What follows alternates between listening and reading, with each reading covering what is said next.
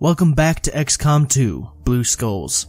It has come to my attention that I've been making a mistake as far as pronunciation goes, so here's a quick retcon. Guillaume. There, that's better. Now that that's taken care of, I'm going to assign the new engineer to start clearing out some debris. Jumping back to the geoscape, the first available Advent black site pops up, as well as an old locator beacon. But I decide to investigate a distress beacon instead. I'm not ready to go after the black site, as I don't have plated armor yet. I could attempt this mission with Kevlar and ballistics, but I'd prefer to at least give my guys better protection. Speaking of better protection, hybrid materials finishes up. I can't go after plated armor yet, so I instead go for resistance comms, which will allow me to contact new resistance cells. I nab a new scientist from the distress beacon, so I go after the locator beacon next. Right before resistance comms finishes, I get a new mission from the council. This one promises another new scientist and a healthy helping of intel, two of my favorite things. Naturally, there's only one thing to do.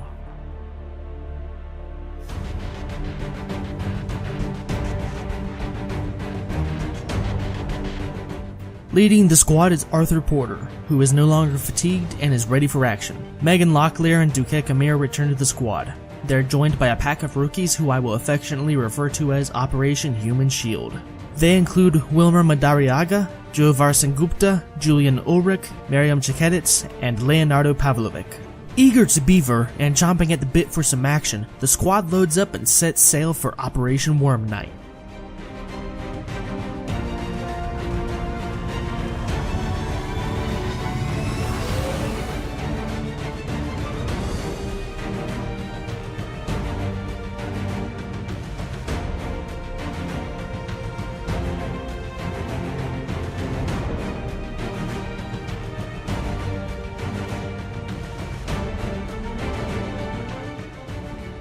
VIP extraction missions are fairly black and white as far as difficulty goes. They're either blue milk runs or liquid shit volcanoes. Since the squad doesn't have concealment on this mission, I will have to use tactics more suitable for XCOM Enemy Unknown, Blue Move and Overwatch. Oh, and I also have to get the squad here within 12 turns or I lose everyone. Preparing my asshole for Liquid Torment, I move Locklear into cover next to a lovely park bench. Everything looks clear, so I have the rest of the squad catch up to her. I'm not going to worry about cover as much, because I'm more concerned with keeping the squad together. Sorry, Private. You're Operation Human Shield for a reason. Once everyone is caught up, I have the squad enter Overwatch. I hear soggy footsteps of alien filth somewhere across the street, so I move Pavlovic into heavy cover beside the building to the squad's right. I then have Arthur move up and open the door to check for hostiles. Since it's all clear, I once again move the entire squad to catch up.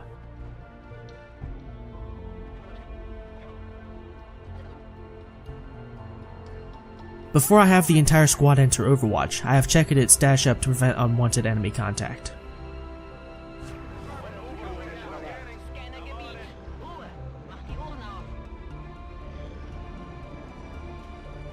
Oh, hey, just what I wanted.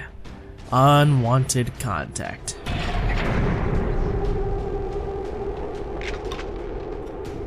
Kein Treffer. Ich sehe Advent-Truppen.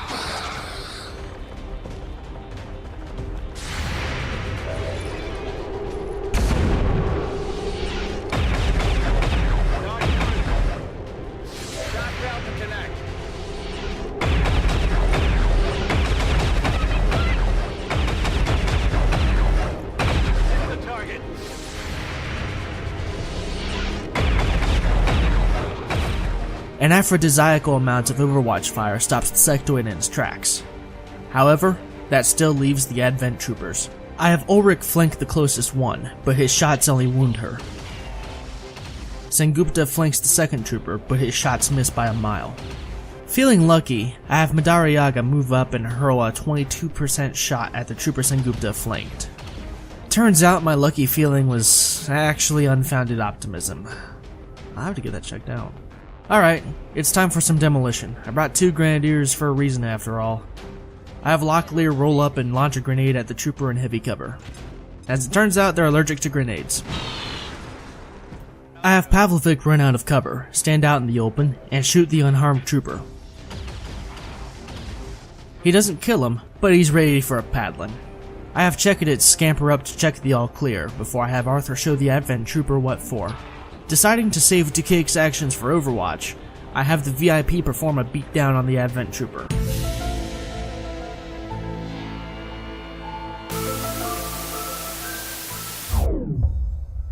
Apparently, the VIP is psychic. Weird. Once that's taken care of, I move Ducake into cover and have him overwatch. A new pod reveals itself,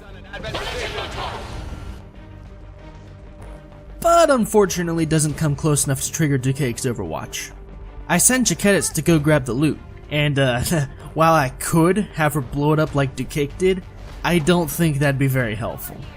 Next, I have Arthur drop the mic and launch a grenade at the wall to expose the enemy. I then have Locklear launch a follow-up grenade, expending her supply. I have the VIP move his witch ass out of the way to make room for Ulrich, who murks the officer. Chekadits fires at one of the troopers, but misses. I have Madariaga and Ducake advance on the Advent troopers, before having Ducake take a 68% shot on the wounded trooper. I love this game. I love it so much. I have Pavlovic and Sengupta advance on the left flank, then have everyone go on Overwatch before hunkering the VIP. Fire is traded between my squad and the Advent troopers, with the only uninjured trooper landing a nasty shot on Ulrich. Although it's not lethal, it does mean that he'll probably be out for the next 30 or 40 days.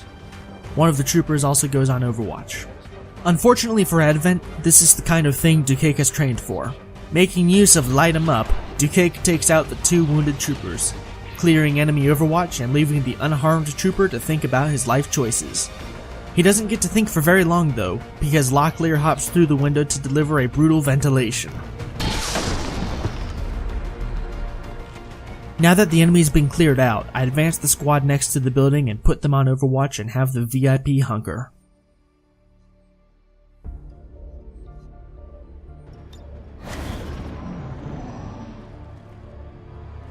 Since there's no additional contact, I have Locklear climb up to the rooftop to see if it's clear.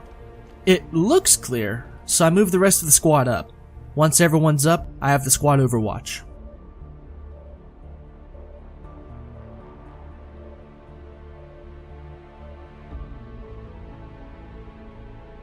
Moving to Overwatch. This game does things to you sometimes, and I'm fairly certain it's given me a complex, because I'm pretty sure there's a pod lurking around somewhere. So I move Arthur up to scout the LZ. Well, what do you know? Looks like I was right.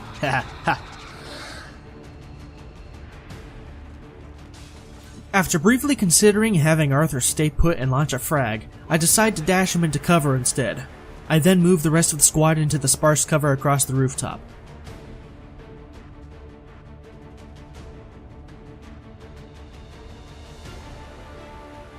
Once the squad is settled, I have the VIP hop off the roof and into heavy corner cover. After the VIP is secured, I have Ducake throw some shots at the sectoid, dealing 4 damage. Afterwards, I have the rest of the squad overwatch to hopefully pin the enemy. The sectoid Psy panics Madariaga, who runs into a shitty place. 2 of the Advent troopers go on Overwatch, and the third one makes the worst mistake of his life. One down, thousands to go. It comes back to my turn, and Arthur's pretty sick of Advent's Overwatch bullshit.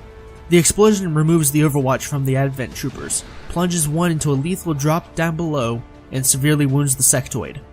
It also destroys the LZ, and places a brand new one across the map. Actually that doesn't look too far. That should still be doable. Since Ponytail Nerd Witch Boy is also apparently in peak physical condition, I have him run across the map and evac from the mission. At this point, even if everybody dies, I will still win the mission, although I'd rather not have that happen. Pavlovic reloads his assault rifle, as does Ducake. I then have Decake fire a shot at the sectoid, but he misses. Ulrich fires at the Advent Trooper, and also misses. Feeling unnaturally confident, I have Chiketits run out of cover to prep a bullshit grenade.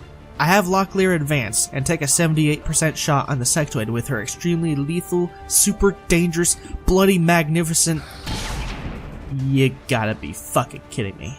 Since I committed this far, I decide to go all the way. I have Sengupta run out and lob a frag at the trooper. Finally, I have Chiketit send the sectoid to oblivion. With no apparent contact left on the map, I have the squad hightail it off the roof and toward the evac.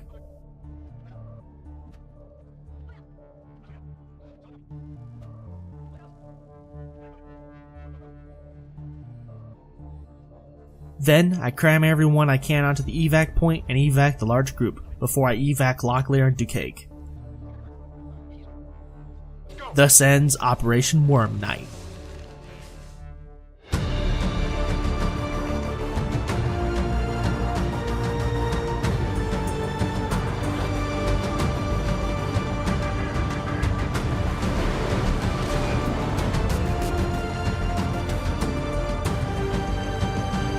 Now that we're back at the base, it's time to sort out promotions. Madariaga becomes a shinobi, and even though he didn't kill anyone, he knows that killing Advent is what he was made to do. Sengupta becomes a sharpshooter, and decides that he likes other sharpshooters. There's something not quite right with him. Ulrich was impressed by how Ducake dropped those 2 wounded troopers like it was nothing, so he becomes a ranger as well. Even though he got shot, he still likes how the squad performed together. He gets jolly cooperator. Chiketits, figuring that the squad's better off with a shotgun not in the hands of Locklear, becomes an assault trooper. She's also one of those really friendly and outgoing people that everyone likes but secretly finds annoying. Ducake gets promoted to Lance Corporal and picks up Cool Under Pressure to really hone his Overwatch potential. Pavlovic's a nerd. Yeah, he goes with Specialist. He's also downloaded enough porn to know how to kill a computer. So, yeah. Finally, Locklear also gets promoted to Lance Corporal. She picks up heavy ordnance so she can have an extra grenade. For the first time in this campaign, we had a mission where nobody died. And, as an added bonus, the loot wasn't destroyed either. Hallelujah! I'm sure that will change. But for now, I'm going to enjoy my laser sight, intel, free scientist, and core thingy. Tune in next time as I do more scanning and run an extremely successful mission where absolutely nothing goes wrong at all ever and everything goes 100% according to plan, guaranteed.